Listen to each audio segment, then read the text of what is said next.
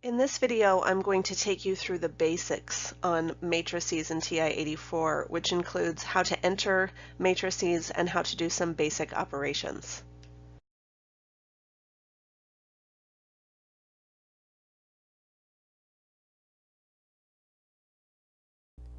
The first thing we need to know how to do is to enter matrices into our TI-84. So you can see I have my TI-84 here, and I've enlarged both the screen and shown you the key press history, so hopefully it's easy to follow along. So the first thing I'm going to do is go to Second Matrix, and that takes me to basically the matrix menu. And if you'll notice, I already have a matrix A, but I want to replace matrix A.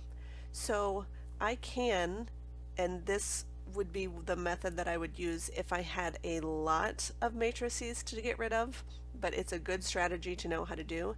If I press second and plus, notice this takes me to my memory management.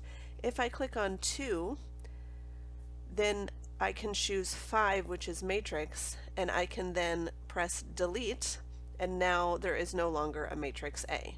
And then of course I can second quit to take me back to the main screen, or just go second X inverse, which of course takes me to matrix again. Notice now matrix A is gone. I'm going to replace matrix A. That was not what I wanted to do. Let me clear that. I'm going to go to second matrix, and I'm going to arrow over to edit because I want to edit matrix A. And notice A is already selected, so I'm going to choose that. Matrix A has 2 rows and 3 columns, so it's a 2 by 3 matrix, and notice it creates the framework for that 2 by 3 matrix. Then I'm going to enter in my values of 0, 1. Be careful on -1. I have a lot of students press the minus and the 1, which is incorrect. Make sure you click the negative and the 1. And then 4, -7, 3. And now matrix A is all done. I'm going to go straight to entering matrix B, second matrix, choose B. That's not what I wanted to do. Again, second matrix, arrow to edit, arrow down to B, and now I'm at matrix B. And matrix B has 2 rows, 2 columns, and now I'm going to enter in -2, 8, 7, and 6. Second quit takes me back to the main screen, which is where I want to be for operations.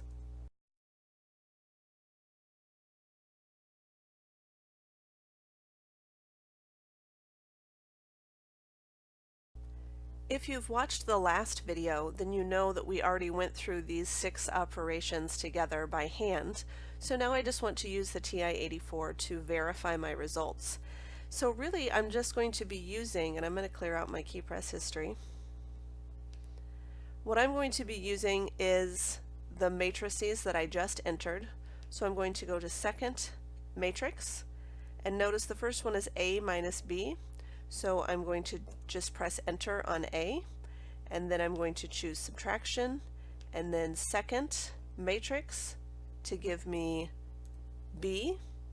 So you can either just enter 2 as I did, or arrow down to the B and press enter.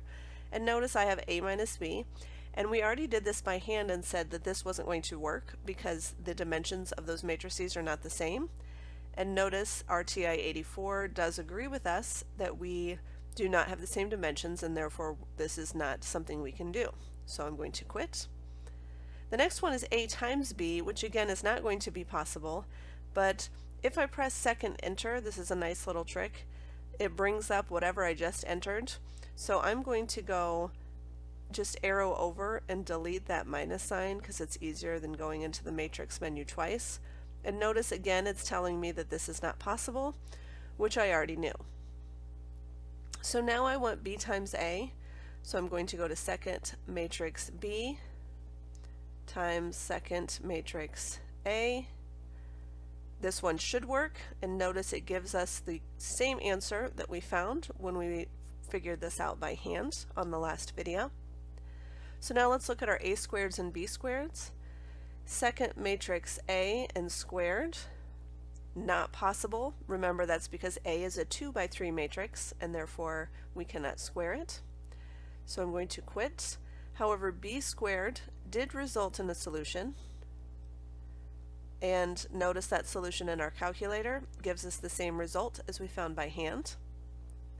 And then of course our last one is just 2 times matrix B, and that one is pretty straightforward. We're just doubling all the values inside B, but notice our calculator agrees with the answers we found by hand.